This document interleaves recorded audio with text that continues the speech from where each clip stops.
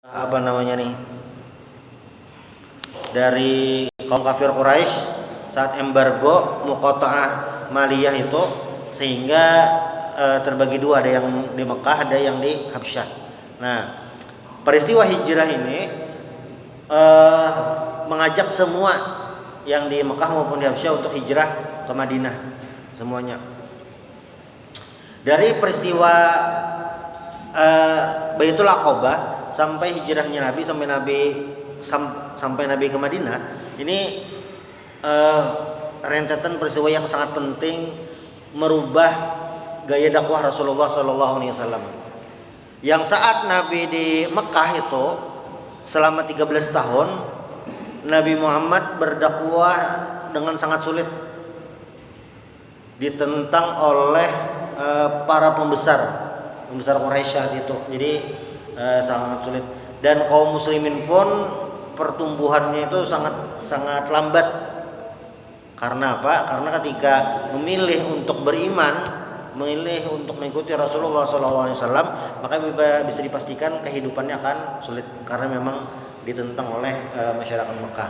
Nah, hijrahnya Nabi dan para sahabat mengubah itu semua. Nah, kita ini baru memasuki tahun baru Islam, hari Rabu tadi, Rabu, Kamis. Nah, ini berarti malam ini malam ketiga. Berarti sudah 1445 tahun yang lalu Nabi hijrah dari Mekah menuju Madinah. Dan yang perlu dipahami adalah Nabi itu hijrahnya bukan bulan Muharram, hijrahnya itu bulan Safar. Bulan Safar sampainya Rabiul Awal. Nah, cuma yang tahunnya itu yang dipilih jadi tahun 1. Jadi bukan bulannya, tapi tahunnya itu dipilih tahun 1. Nah, kalau Nabi hijrahnya itu bulan Safar. Bulan Safar sampainya bulan Rabiul Awal karena di akhir Safar. Dan di bulan Zulhijjahnya itu berarti ada selisih sebulan setengah lah, 2 bulanan kurang lebih. Di bulan Zulhijjahnya itu Nabi bersama orang-orang Madinah melakukan Bai'atul Aqabah Tsaniyah. Jadi Bai'atul Aqabah Tsaniyah bulan Zulhijjahnya, Muharram, Safar. Nah, Nabi hijrah. Jadi ada selang kurang lebihnya ada 2 bulan setelah Bai'atul Aqabah itu Nabi hijrah. Nah, di selang waktu itu para sahabat sudah berhijrah. Antara Zulhijjah, Muharram dan Safar itu, sebelum Nabi hijrah, para sahabat sudah hijrah masing-masing secara sembunyi-sembunyi, kecuali Sayyidina Umar radhiyallahu anhu yang hijrahnya terang-terangan. Nah, ja fi sihahis sunnah rawahu ulama sirah. Jadi diriwayatkan ini di dalam Sahih Bukhari bahwasanya Sayyidina Abu Bakar radhiyallahu anhu melihat para sahabat ini, wajidal muslimin qad tataba'u muhajirin ilal Madinah. Melihat para sahabat itu satu persatu berangkat ke Madinah. Oh, tulakan nih dah. Nah, sehingga membuat beliau yasta'zin Rasulullah sallallahu alaihi wasallam, minta izin kepada Nabi untuk berhijrah juga ke Madinah. Lalu kata Rasulullah, jangan wihne, kain aja bimbay kita. Fahabas Abu Bakrin nafsahu ala Rasulillah liyushibahu. Jadi Sayyidina Abu Bakar menahan keinginan beliau karena memang Nabi menyuruh menunggu supaya Sayyidina Abu Bakar menemani Nabi hijrah. Nah, wa ala rahilatain kana ta'indah wa akhadha yata'ahaduhuma biri'ayah arba'at asyhur. Jadi Sayyidina Abu Bakar ini sudah menyiapkan 2 tunggangan untuk berangkat karena nih cagaran berdua. Berarti bila kadalau Nabi, Sayyidina Abu Bakar ini sudah siap sorangan, tapi ini memang berdua. Nah, dan di saat-saat itu, saat para sahabat ada yang hijrah sudah, dan mereka tahu Nabi Muhammad sudah mengadakan Bai'atul Aqabah, mereka tahu. Nah, apa yang terjadi? Orang-orang Quraisy ini melihat Rasulullah ini sarat lahu syi'atun ashabu min ghairihim washabun min ghairihim bi ghairi baladihim. Mereka mengetahui dan memahami Nabi Muhammad ini sudah memiliki pendukung, pengikut di luar kota Mekah. Nah, dalam situasi politik ini posisi Nabi ini semakin kuat. Jadi walaupun di Mekah itu tertekan, dikucilkan, tetapi Nabi ini sudah memiliki pendukung di luar. Artinya posisinya sudah tidak sama seperti yang sebelumnya. Posisi Nabi sudah berubah. Nah, orang-orang kafir Quraisy sudah memikirkan itu. Sehingga apa? Fahadaru khuruja Rasulillah sallallahu alaihi wasallam ilaihim wa khafu ay yakuna qad jama'a li harbihim. Dan mereka takut Nabi Muhammad ini keluar Mekah dan akan mengajak yang keluar tadi untuk menyerang kota Mekah. Ini mereka takut. Kenapa jadi takutan? Padahal kan jumlah yang beriman kepada Nabi ini kada banyak-banyak benar juga. Kalau kita ingat jumlah orang yang ikut di perjanjian Aqabah itu 73 laki-laki, 2 orang perempuan. Nah, segitu aja jumlahnya. Mungkin ada yang lain, tapi kan ada banyak. Tapi kenapa orang-orang kafir Quraisy ini sangat ketakutan dengan apa yang Nabi lakukan? Karena mereka sudah melihat mental para sahabat saat di Mekah, ketahanan mereka, kemampuan mereka untuk melawan, kemampuan mereka untuk menerima siksaan itu. Mereka sudah melihat ini orangnya sedikit tertekan, bisa bertahan, apalagi sudah dapat mendukung, berarti semakin kuat. Wah, ini sangat bahaya. Nah, maka mereka fajita maulahu fi darin nadwa. Jadi mereka itu berkumpul di nama tempat rapat orang-orang Quraisy ngarannya Darun Nadwah. Ini dahulu rumah Qusay bin Kilab. Ini tetuha orang-orang Quraisy, Qusay bin Kilab. Jadi di rumah itu Darun Nadwah ini dalam sejarah Quraisy, pokoknya bila memutuskan perkara penting di sini, ibaratnya rapat di sini memang rapat penting yang sangat urgent untuk masyarakat. Itu pasti dah. Nah, dan mereka apa ngarannya nih? Memang rapat di situ. Lalu apa yang harus mereka lakukan? Nah, banyak beberapa pendapat dilontarkan ketika anak rapat tadi, ketika rapat. Dan rapat ini dihadiri oleh seorang syekh di sini maknanya orang tua dari Najd mengaku. 4 rapat bolehlah ajar yang Syekh Tuha tadi. Enggak, boleh aja. Dari mana pian? Dari Najd, satu tempat di daerah Timur Tengah. Dari Najd 4 rapat. Ya mungkin ada saran atau apa. Oh iya silakan. Belum 4 rapat. Orang Tuha tadi. Ada yang mengusulkan bagaimana kalau Nabi Muhammad ini kita kurung di Mekah, jangan diberi makan nih, biar aja dikurung. Wah, ini idenya kurang bagus karena nanti akan membuat marah yang di luar Mekah, mungkin akan menyelamatkan. Yang Syekh Tua tadi iya bagus. Lalu ada ide yang lain. Bagaimana kalau Nabi Muhammad ini kita buang ke tengah padang pasir, biarkan sampai mati.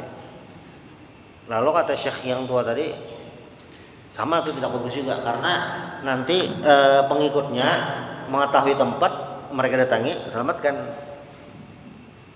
Lalu Abu Jahal ini nama beliau Amr bin Hisham. Kunyahnya Abul Hakam. Jadi kan Abu Hurairah itu kunyah, nama beliau Abdurrahman bin Sakhrin. Abu Dzar itu kunyah, nama beliau Jundub bin Junadah. Abu Bakar itu kunyah, nama beliau Abdullah bin Abi Quhafah. Abu Jahal ini kunyahnya di kalangan Quraisy Abul Hakam. Abul Hakam itu artinya ayah kebijaksanaan. Ini tapi ngarannya Abu Jahal. Tapi Abul Hakam gitu. Ya Abul Hakam apa? Yuk, bagaimana pendapatmu? Lalu kata Abu Jahal, bagaimana kalau setiap kabilah dari kita itu mengirim satu orang yang terbaik untuk membunuh Nabi Muhammad. Nah, ini kalau dilakukan setiap kabilah kita akan menyulitkan keluarganya untuk menuntut balas. Karena yang membunuh banyak. Paling-paling mereka akan minta diat gantian membunuh. Dan itu ya kita tinggal urunan. Nah, lalu kata syekh yang tua tadi, wah nih fiqrah jayidah, fiqrah mumtazah, wah bagus banget, ide cemerlang. Ide cemerlang nih, karena ini ketika dilakukan tidak ada resiko lagi yang terjadi. Ide cemerlang. Nah, ternyata yang syekh tua ini adalah iblis. Kalau ibarat maksiat itu jam terbangnya sudah tinggi benar, sudah 1000 tahun dah menggoda manusia, menyesatkan, gagalkan dakwah. Tapi dalam momen ini iblisnya lagi kehabisan ide. Malah Abu Jahal yang bisa mengalahkan iblis. Misalnya jahatan Abu Jahal kah, jahatan iblis kah? Berarti dalam momen ini masih haratan Abu Jahal lagi. Makanya kada sembarang gelar yang didapat Abu Jahal. Gelarnya adalah Fir'aunu hadhil ummah. Abu Jahal yang kawa dapat itu. Abu Lahab dapat gelar yang lain mang. Sudah dapat jaminan di neraka di surah Al-Lahab itu. Yang track rekornya Abu Iblis, track record sudah menggagalkan dakwah berapa kali, sudah menyesatkan ini, sudah mengeluarkan Nabi Adam dari surga. Abu Jahal mengalahkan iblis, nah itu ya. Nah, tetapi di Al-Qur'an itu kan disebutkan wa makaru wa makarallah wallahu khairul makirin. Saat ini diputuskan itu pagi besokan malaikat Jibril langsung mendatangi Nabi. Mereka ingin membunuhmu, maka langsung atur strategi. Nah, lalu apa yang terjadi? Jadi Nabi ini siangnya Nabi langsung mendatangi Sayyidina Abu Bakar. Ini diriwayatkan oleh Imam Bukhari juga dari Siti Aisyah radhiyallahu anha. Ujar apa yang di rumah tuh. Jadi fabainama, ini Siti Aisyah berkisah, fabainama nahnu yauman julusun fi baiti Abi Bakar fi harri dhahirah.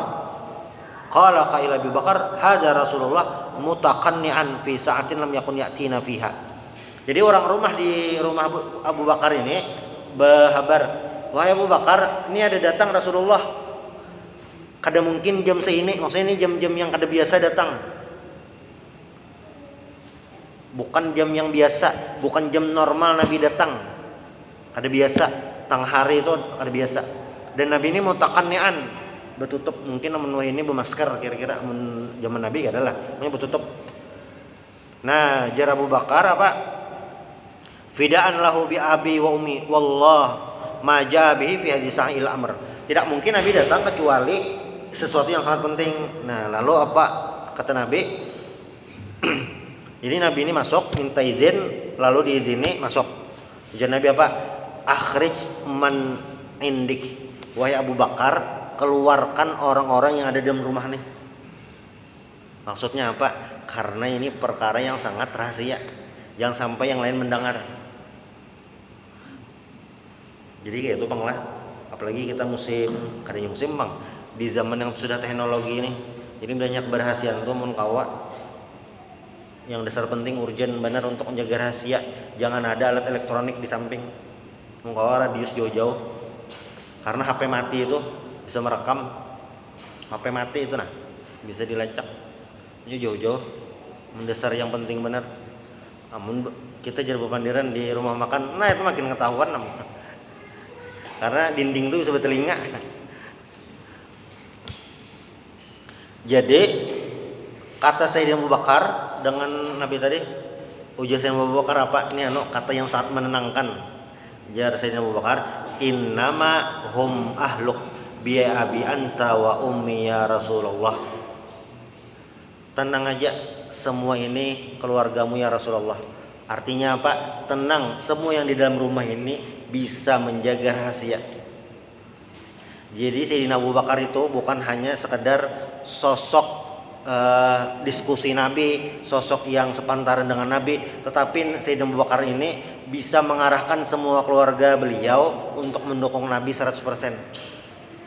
Jadi makanya kada salah Sayyidina Abu Bakar ini yang diabadikan dalam Al-Qur'an itu secara khusus, idz qala li sahibihi la tahzan innallaha ma'ana.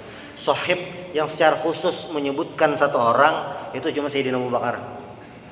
Karena nih persembahan dari Abu Bakar untuk Rasulullah atau bantuan Sayyidina Abu Bakar itu tidak tanggung-tanggung untuk Nabi Muhammad. Lalu kata Nabi Muhammad apa? Fa inni qad udzina li fil khuruj. Aku sudah diizinkan untuk khuruj, keluar, hijrah. Nah ini berarti bimbayan. Sayyidina Abu Bakar mendengar di bawah itu sidin titik baju mata. Karena menjadi orang pilihan menemani Rasulullah di antara semua sahabat. Sayyidina Abu Bakar yang dipilih. Nah ini momen yang penting juga di saat-saat kayak ini. Apa? Faqala Abu Bakar fakhudz bi abi anta ya Rasulullah ihda rahilatai. Pilih di antara dua tunggangan ini wahai Nabi, silahkan. Lalu ujar Nabi apa? Bisaman, kubayari aja. Jadi Sayyidina Abu Bakar ini kayaknya menyewa bang, atau si Amun Sidin seorang tunggangan 2 buah itu. Pilih aja Sayyidina Abu Bakar. Jadi Nabi kubayari sebuting. Jadi Nabi menyewa. Hijrah yang itu masih menyewa. Artinya Nabi memang berjuang sendiri tuh, kada hendak mengalih. Nah, di saat itu juga Sayyidina Abu Bakar ini sudah memasani anak sidin yang nyata benar Asma, dan anak sidin ngarannya Abdullah. Jadi bilanya kita buka peta Arab Saudi itu, Makkah itu berada di selatannya Madinah. Madinah itu berada di utaranya Mekah. Nah, waktu Nabi keluar dari rumah itu, keluar dari Mekah itu tidak langsung menuju Madinah, tapi berputar dulu. Nah, jadi sepulang dari rumah Sayyidina Abu Bakar itu kan masih siang, boleh ke rumah. Nabi Muhammad pulang ke rumah itu menampilkan kondisi yang biasa aja. Karena apa? Karena ketika seseorang melakukan aktivitas yang tidak biasa dia lakukan, itu pasti ada sesuatu. Orang nih misalnya pagi jam 8 berangkat kerja, boleh jam 4 rutinitasnya hari-hari itu. Tapi misalnya pada suatu hari orang ini berangkat kerja jam 10, bolehnya jam 1, berarti ada sesuatu. Atau jam 6 pagi sudah berangkat, jam 4 sore belum balik, berarti ada sesuatu. Nah, Nabi Muhammad ketika pulang dari rumah Sayyidina Abu Bakar, pulang ke rumah itu berusaha menciptakan kondisi yang seperti biasa jadi orang, bukan seperti orang yang ingin hijrah keluar kota. Nabi setting tuh, jadi tidak kelihatan. Itu satu. Lalu yang kedua, Nabi memanggil Sayyidina Ali. Jadi waktu itu di Mekah orangnya sudah habisan. Sisa Nabi, Sayyidina Ali, Sayyidina Abu Bakar lawan beberapa orang yang lain nang kada awah hijrah karena mungkin lemah, garing, ada yang di rumah ditangati kuitan lah, orang di rumah. Jadi Nabi memanggil Sayyidina Ali. Inggih Nabi. Malam ini anak tulak nah. Iya, jadi mapa ulun. Nah, ikam ngena guring diranjang lah. Pakai selimut kok yang biasa. Oh nggih Nabi siap. Ini siap-siap nyawa apa nggak itu? Kenapa? Karena sangat bahaya. Nah, jadi malaikat Jibril luar biasa. Sehebat apapun manusia, malaikat Jibril lawannya ada hanya kalah.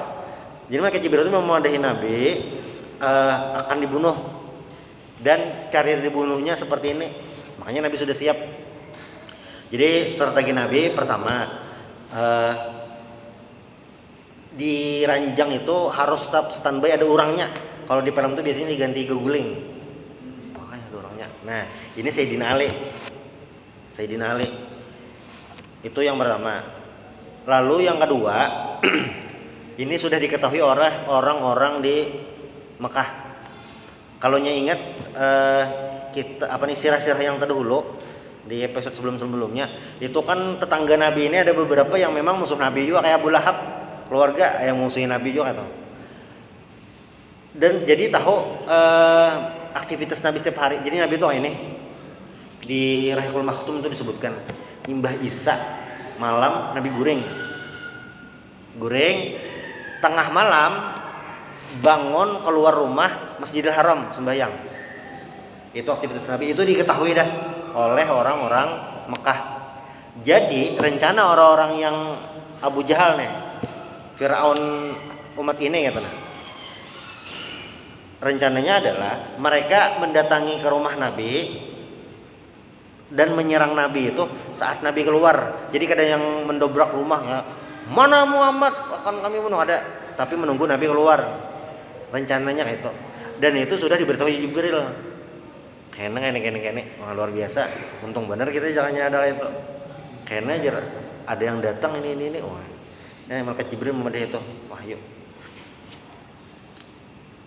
Jadi Nabi mulai siang sampai sore sampai malam itu menyeting supaya keadaan rumah, situasi seperti biasa, seakan-akan Nabi tidak mengetahui itu. Nah, jadi pas malam itu sudah siap dah Sayyidina Ali ke rumah, Nabi sudah siap. Dan yang terjadi adalah Nabi itu belum keluar, orang-orang Quraisy tadi sudah sampai. Kenapa jaka Allah Ta'ala ini langsung aja Nabi hilang ke Madinah sampai kadang kali Isra Mi'raj semalam kayak itu jaka kieu burak malaikat Jibril itu namanya kieu burak kan. Isra Mi'raj kan kayak itu burak datang lalu jalan malaikat Jibril kita tulakan kan kayak itu lah. Dan burak itu sekali melangkah sejauh mata memandang, jaka kayak itu kadang kali ngalih. Nah tapi Allah Ta'ala tuh mengatur kadang kayak itu supaya perjuangan kita ini bisa dilakukan kayak itu juga gitu.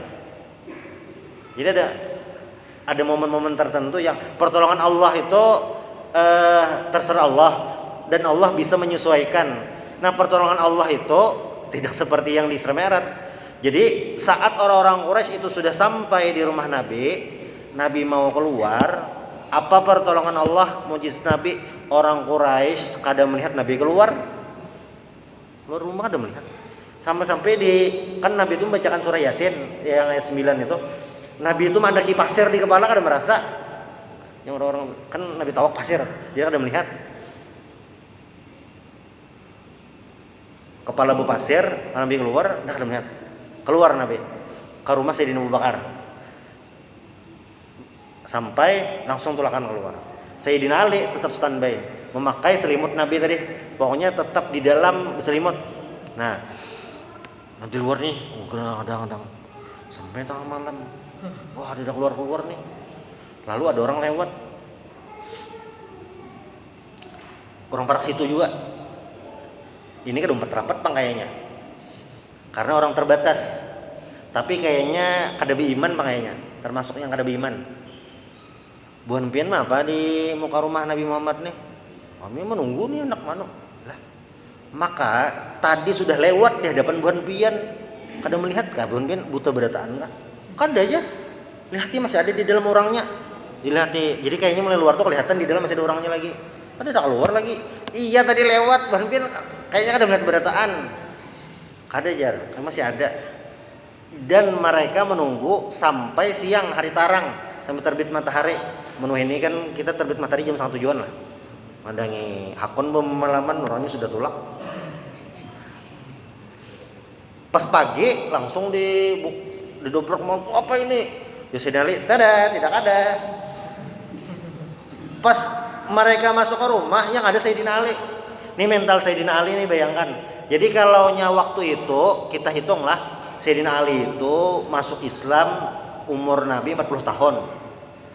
Sayyidina Ali 10 tahun. Berarti pas kejadian itu kan 13 tahun kemudian. Nah, berarti umur Sayyidina Ali kurang lebih 23 tahun. Saat itu kurang lebih 23 tahun karena bilangnya waktu Nabi Islam, waktu Sayyidina Ali itu Islam 10 tahun. Ini kan 13 tahun kemudian kurang lebih 23 tahun. Ya Sayyidina Ali tidak ada. Mana Muhammad sudah tidak ada lagi dah. Itu sudah siap membunuh dah. Bagaimana mental Sayyidina Ali ini mempertahankan itu? Itu tugas Sayyidina Ali itu satu. Lalu tugas kedua ini cukup aneh. Jadi orang-orang Mekah itu, ini yang beriman ataupun tidak, meyakini Nabi Muhammad ini al-amin, bisa dipercaya, sehingga kalau mereka memiliki benda berharga bertitip lawan Nabi Muhammad. Ada emas nih, misalnya bisi emas 100 gram, mana yang aman? Nabi Muhammad. Anehnya yang bertitip lawan Nabi itu ya kada percaya Nabi itu Nabi. Jadi kayaknya itu percaya Nabi Muhammad ini bisa dipercaya, tapi di saat yang sama kada percaya Nabi Muhammad ini jujur.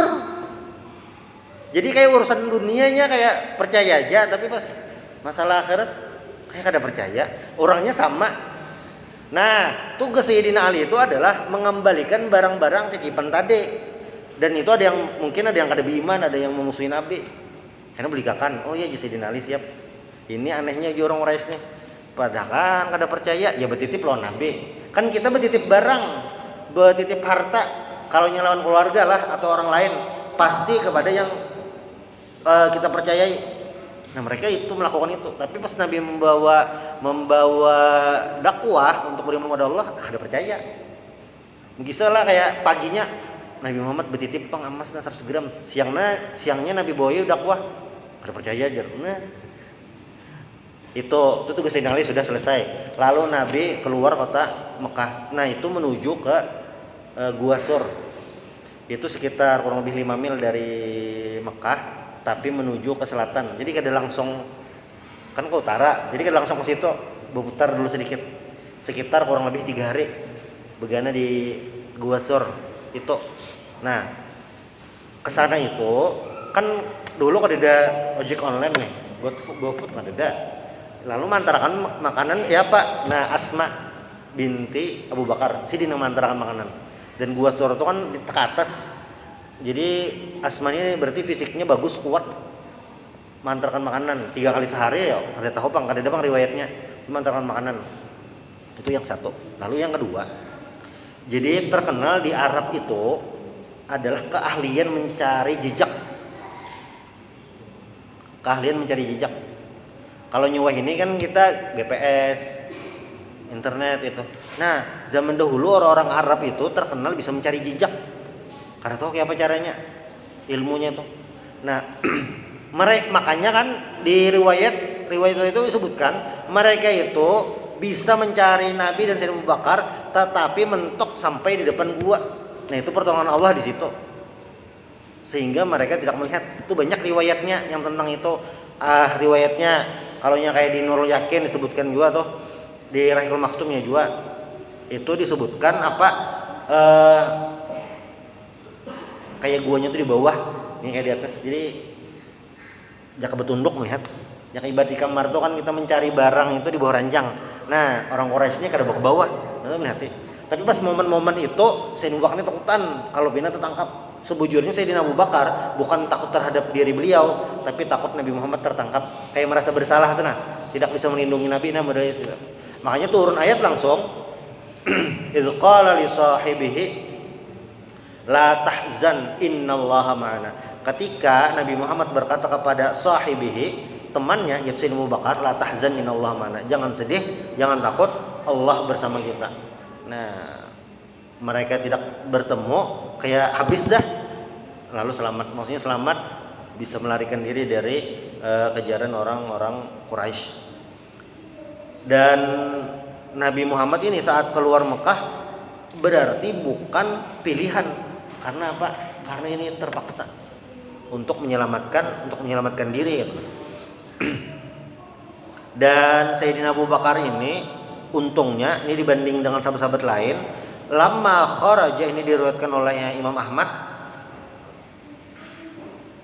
lama kharaja Rasulullah sallallahu alaihi wasallam wa kharaja ma'ahu Abu Bakar, ihtamala Abu Bakrin malahu kullama ma'ahu 5,000 dirhamin aw 6,000 dirham qalat wa talaqa biha ma'ah. Nah, jadi Sayyidina Abu Bakar nih sempat mau duit. Ini sahabat tuh ada yang lain kada kaum bawa duit. Sayyidina Abu Bakar sempat bawa duit. Ini kurang lebih 5.000 dirham atau 6.000 dirham. Qalat, ini yang mengisahkan Asma. Jadi Asma ini anak Sayyidina Abu Bakar. Asma ini kawin lawan Zubair bin Awam. Nah, anak Sidin ini salah satunya adalah Abdullah bin Zubair. Nah, ini yang meriwayatkan hadis ini dari Imam Ahmad. Asma berkisah. Jadi Abah tuh tulak, kawa membawa duit sekitar 5.000 atau 6.000 dirham. Pas tulak itu, fadakhala alaina jaddi Abu Quhafah wa qad dhahaba basaruh. Nah, lalu datang kakek kami datang ke rumah. Cuma waktu itu si Dini sudah buta. Cu, Abah mana cu? Mencari. Wallahi inni la arahu qad faja'akum bimalihi ma nafsihi. Qultu kalla ya abati innahu qad taraka lana khairan katsira. Faqalat fa akhadtu ahjaran fa wada'tuha fi quwwah fil baitil ladzi kana abi yad'u malahu fiha thumma wada'tu 'alaiha thawban thumma akhadtu bi yadihi fa qultu ya abati da' yadaka 'ala hadzal mal. Qalat fa wada'a yadahu 'alaihi qala la ba's idza kana taraka lakum hadza faqad ahsan wa fi hadza balaghun lakum. Wallahi ma taraka lana syai'an walakinni aradtu an askuta syekh bidzalik. Ini riwayat Ibnu Hisham dan Musnad Imam Ahmad. Jadi kisahnya kayak ini. Sayyidina Abu Bakar ini tulak nih duit sidin bawa udah habis. Jadi nang kai ini datang Abu Quhafah datang kai. Sidin buta. Cuma Abah aja tulak udah. Oh. Bisa membawa duit berataan lo aja. Duit lo berataan lo. Kada kayaknya tenang aja jar sidin Abah banyaknya meninggali duit kesan kami tenang aja. Nah ini cucunya baik bang walaupun mawaluhi pakaian. Lalu Asmani mengambil batu sidin andak di wadah yang biasa Sayyidina Abu Bakar mandak duit. Kada tahu lah bentuk duitnya tuh entah yang koin kan atau apa. Cuma biasanya Sayyidina Abu Bakar mandak situ duit. Lalu di atasnya diandaki kain. Nah, lalu Asma ini yang cucu nih, mengambil katangan kainnya kayak, nah kain kada melihat. Nah, japai kayak ada joklo duitnya, padahal batu. Jelas benar mak rambuti kayak itu. Ini kisah rambut yang bagus nah kayak ini. Ada joklo kayak duitnya, oh iya bagus aja. Alhamdulillah kadang alhamdulillah belum Islam sih di waktu itu. Wih bagus jajar Abah Hikam nih bagus jajar meninggali anak anu duit bagus aja nih jar. Padahal isinya batu aja. Lalu jar Asma lah. Kenapa saya melakukan ini padahal wallahi ini diriwayatnya lah pakai wallahi ma tarakalana syai'an. Sayyidina Abu Bakar tuh tidak meninggali kami duit sedikit pun. Sayyidina Abu Bakar tuh kada meninggali duit sedikit pun. Pas dia takunin nang kai Asma bu pada kada apa-apa kayak banyak aja duit ya mau rambutnya kayak. Nah bahasanya tuh lah. Tapi kenapa saya melakukan ini? Walakinni aratu an askuta syekh bidzalik. Tapi aku ingin kakek ini, syekh ini supaya kada abut lagi gitu. Supaya kada abut karena sini nambut Bu Mamai kada duit jadi batu. Lain sulap pada ini dasar supaya ada ketahuan karena Abu Quhafah waktu itu masih belum Islam. Nah, sehingga Sayyidina Abu Bakar tulak itu dengan aman itu. Nah, di dalam gua itu kan ada sekitar 3 malam. Dan yang berjaga di gua itu pas dan jam 9. Di dalam gua itu adalah Abdullah bin Abu Bakar standby di muka gua. Ini juga. Jadi Abdullah ini bermalam di gua Sur. Subuh boleh ke Mekah. Sampai di rumah pagi keluar rumah itu seakan-akan tidak terjadi apa-apa. Kayak misalnya bangun kayak biasanya ada apa-apa. Padahal Abdullah ini malamnya berjaga. Dan Abdullah ini tugasnya siang itu mencari info di Mekah. Ada info terbaru apa misalnya masih pencarian atau apa. Nah, dapat info enak malam habari pulang kuitan yang info tentang tadi. Jadi tugasnya 2 untuk Abdullah ini. Kalau yang Asma tadi mengantarkan makanan. Ini sudah diatur oleh Sayyidina Abu Bakar supaya perjalanan beliau itu ke Madinah berjalan lancar. Jadi memang harus strategi. Jadi untuk mencapai keberhasilan itu usaha dulu, doa. Namun berdoa dahulu boleh aja bang. Berdoa, usaha sama aja. Cuma ada usahanya. Namun yang ada usahanya kada mungkin kayak Isra Mi'raj atau kayak perang Badar itu kan ada usahanya sebelum malaikat turun itu. Karena malaikat turun itu di perang Badar, di perang Uhud kada lagi. Karena syarat dan ketentuan tidak terjadi. Di perang Badar malaikat turun. Jadi pertolongan Allah Subhanahu wa taala itu ada usaha yang harus dilakukan gitu. Bukan hanya berdiam diri. Nah, lalu selanjutnya bagaimana perjalanan Rasulullah sallallahu alaihi wasallam sehingga beliau bisa sampai ke Madinah? Insyaallah itu di pertemuan berikutnya. Subhanallah bihamdik asyhadu an la ilaha illallah. Assalamualaikum.